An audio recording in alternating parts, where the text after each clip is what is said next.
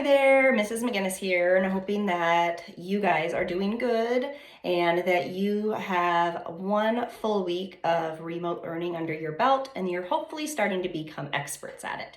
So we're going to do our second art lesson today, and just like I told you last week, I'm going to try to read you a story. Sometimes I will, sometimes I won't, but today we are going to read a story. And the story that we're going to read today is called Lots of Dots, and it is written by Craig Fraser. So I'm going to read you the story and then I'll tell you what we're going to do. I will give you a little hint. We are going to do something from the story in our artwork today. So pay attention, look at the pictures, and make a prediction as you're watching and listening. Lots of Dots by Craig Fraser. Some dots are big. Some dots are small. Some dots float, and some dots fall. There are dots for going,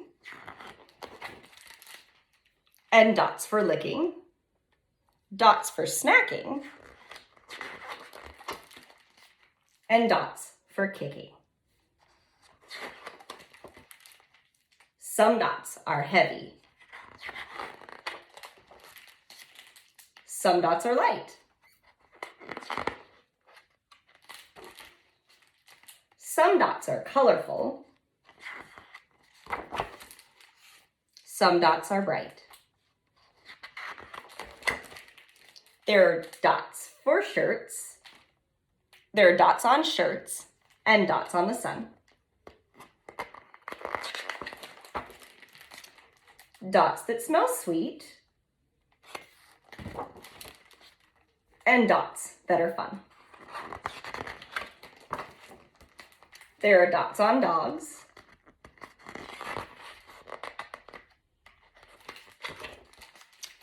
And dots in the air. There are dots on your plate. There are dots everywhere. The end.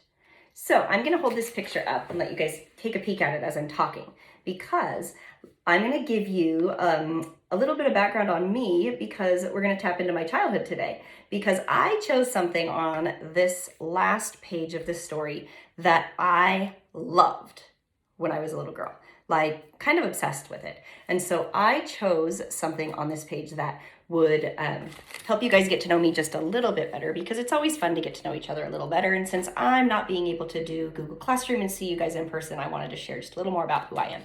And so when I was a little girl, I was obsessed with bubblegum. And my mom and my sister and my dad will probably tell you, yes, she was obsessed with bubblegum. I loved bubblegum. And so we are going to do a piece of art today. I'm going to show you how to draw a gumball machine, and then we are going to color it and make it a little bit more personalized, because who doesn't love bubblegum? And it's just something that makes me smile. And so that's what we're going to do today. So when we're done today, we will have a gumball machine and some bubblegum, and we can dream that we have this in our house, because I don't have a bubblegum machine in my house any longer. So as we're drawing today, you're going to need just a regular piece of paper. Now remember, it doesn't have to be a perfect piece of paper. It can be a small piece of paper, a big piece of paper. If you don't have paper, it could even be like the inside of a cracker box or a cardboard box, or just anything like scrap piece of paper.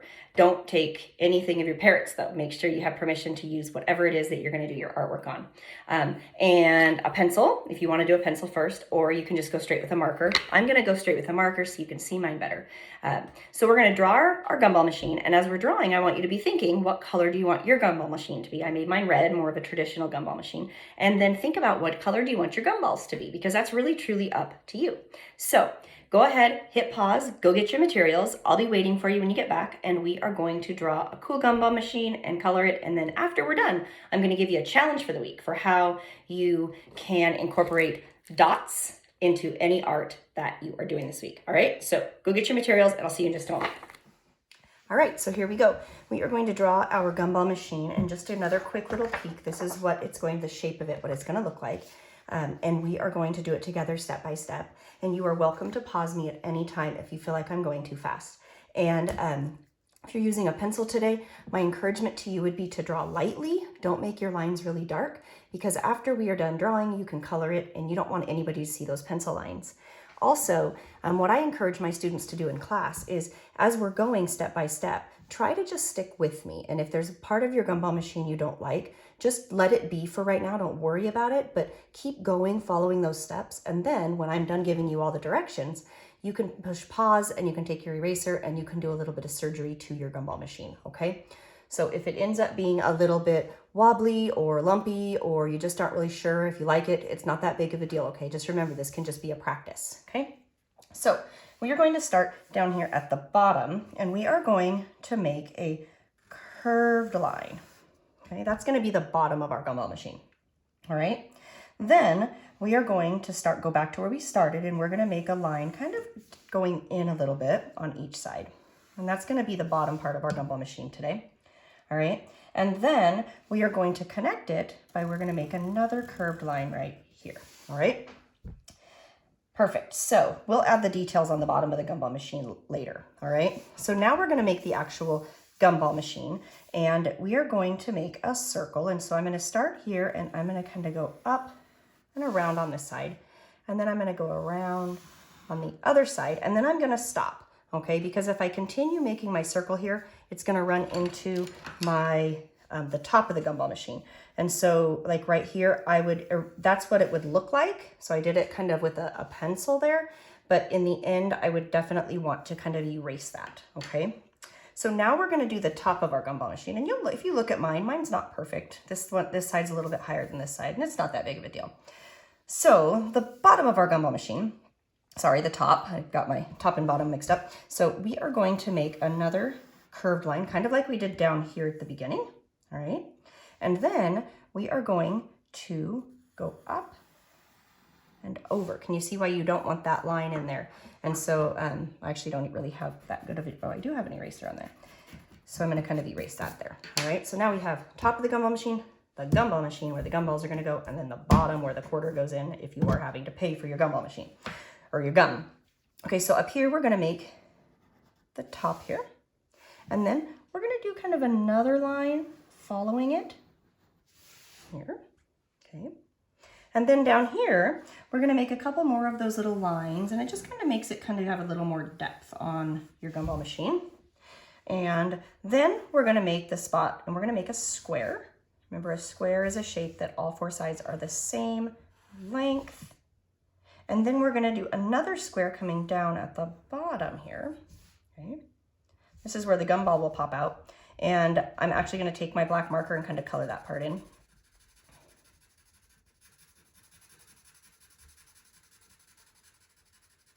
Notice there's no white left inside my square. I like to really beat the white there. Then we're gonna make the spot where the money is gonna go in, and so we're gonna start and make a circle here. And then that's kind of like when the money goes in, once you turn the little lever, the quarter disappears. So that's kind of where that would be. And then right down here, we're gonna make another kind of a half circle here. And this is where the little wind up lever is gonna be, where if you put your quarter in here, you take it and you turn it, and so it makes the gumball machine come out. So basically that's how you draw a gumball machine. Pretty simple, right? So the next step would be, and actually before I forget, I am gonna sign my artwork, because remember, artists always sign their artwork, and it just gives you a little bit more ownership saying, I did that. So the next step is going to be where you are going to color your gumball machine, whichever color you want it to be, and then we're gonna add our gumballs inside. And so I have decided today, I think I'm going to try, I'm not gonna use markers to color it in today, or crayons, but today I am gonna use oil pastels. And if you don't have oil pastels at home, it's really no big deal. You do not need to have oil pastels, but I thought I would play around with something a little bit different today. You're welcome to use crayons, markers, paint. It really is up to you. I've had students use watercolor crayons before and then paint over it with a little bit of water. Chalk, you could do this on your driveway. You could do this on a canvas. It really is kind of up to you how you do your gumball machine. And so I'm gonna go ahead and start, and I am going to color, I think I'm gonna change the color of my gumball machine today just because I'm in the mood for something different. I think I'm gonna make my gumball machine purple today. So I'm gonna get my purple oil pastel. I'm gonna go ahead and color in here with my purple. Okay. And when you color with an oil pastel, sometimes you have a little bit of white that kind of peeks through, and sometimes you get those little flakes. Remember, don't wipe those flakes off because you'll smear your whole paper. So I'm going to color it in, and I'm actually going to leave a little bit of white here, and then I'm going to show you what I'm going to do next with my oil pastel. I'm actually going to add another color on top of the oil pastel because oil pastels blend really well together. They get along good. They're buddies. So I'm going to get some purple here, and then I'm actually going to take another shade of purple, a different shade, and I'm going to go back over it with this second shade of purple, and it kind of gives a little bit of dimension to my gumball machine. And this second time when I'm going over, I am going to try to cover up all those little white spots that you see. So as I go back over, and remember, you can push kind of hard with oil pastels, they're pretty durable. So I'm going to color it in here. I'm trying to go kind of fast so that you guys aren't having to sit and watch me. Hopefully you're working on coloring your gumball machine in as well right now. And remember, please don't be in a hurry. Don't let your arm be a race car driver. So there's my gumball machine, and I'm just going to leave those flakes there for right now. Okay. Now while I'm at it, I'm going to keep a hold of my purples, and I'm going to add a few purple bubble gums in here. So I'm going to make some circles for my gum because I might as well keep a hold of this purple while I'm at it. There's no point in setting it down and then picking it back up 20 different times. So I'm going to add some gum in here that is this color. I don't want to add too many, but I do want to add a few that color. Then I'm going to switch, maybe grab this other purple color. I'm still holding on to my purple because I still need to do the bottom of my gumball machine. You do not have to make your gumball machine top and bottom exactly the same color. It's really up to you. It's your artwork, it really is. Make it original. You could even do some gumballs that fell out that are kind of piled up on the side here. So now I'm going to color in the rest of my gumball machine down here at the bottom.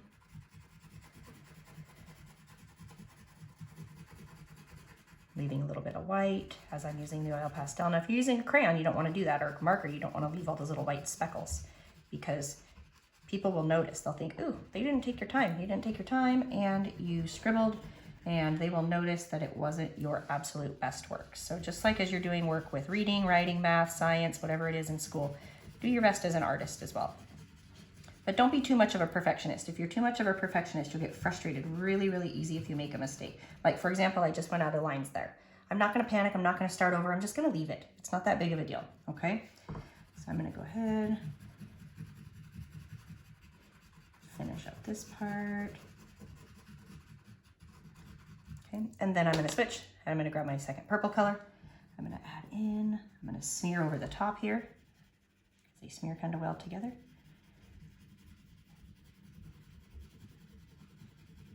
Getting rid of those white spots.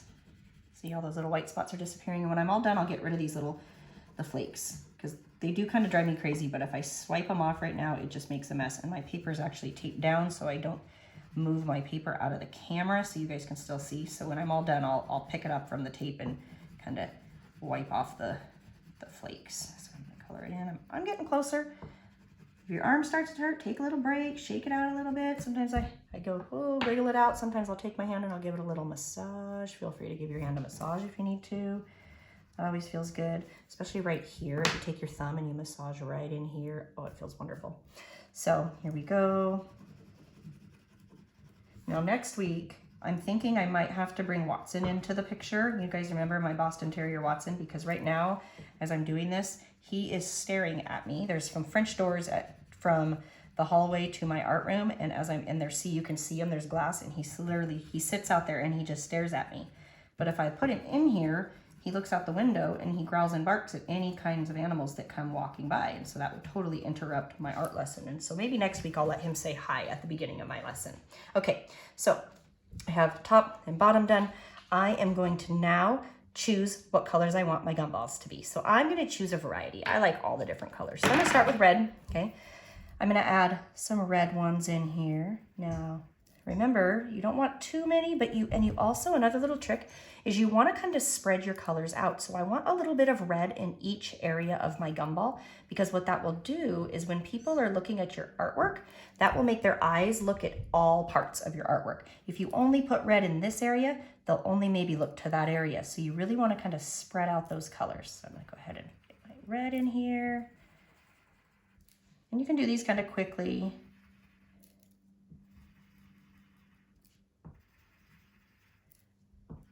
here. Let's see here. For now, maybe I'll come back and add a little more red later, but I think that's good for now. Now I'm gonna switch to orange, add some orange. Maybe up here, we'll let them kind of touch. See how I'm just letting them touch, but they're not overlapping too much. So as you look at this one that I did, see, and I did leave some little white spots in there, so that's okay, because we can't take, I don't have enough room to fit another gumball right in there. It just would be too small. So I'm getting as many as I can in here without having them overlap too much.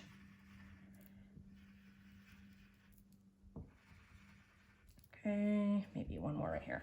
Okay, yellow, let's go with yellow. Add a few yellows. I gotta be careful now though, because you see these little flakes that are hanging out. So I don't want my yellow to smear with the flakes, because watch, if I do that, let's say if my yellow goes right here, see there's a little purple flake there? What will happen is my yellow flake ends up with purple in it. See that? And that's not really what I want. Okay, so I'm gonna make some yellow ones. Yellow is a nice and bright color, and it adds a lot of light to your picture, and so I like to add, I'm gonna add a few more yellow than I do some of the other colors, just because it really makes kind of your picture pop out, and it kind of makes your other colors pop out. And I really like yellow because it's a sunny, happy color. Let's see here. As you're doing this, maybe be thinking, what other kinds of pictures could you draw that would use circles? What kinds of things do you know that includes circles? Well, what about the planets? You could do a space picture this week.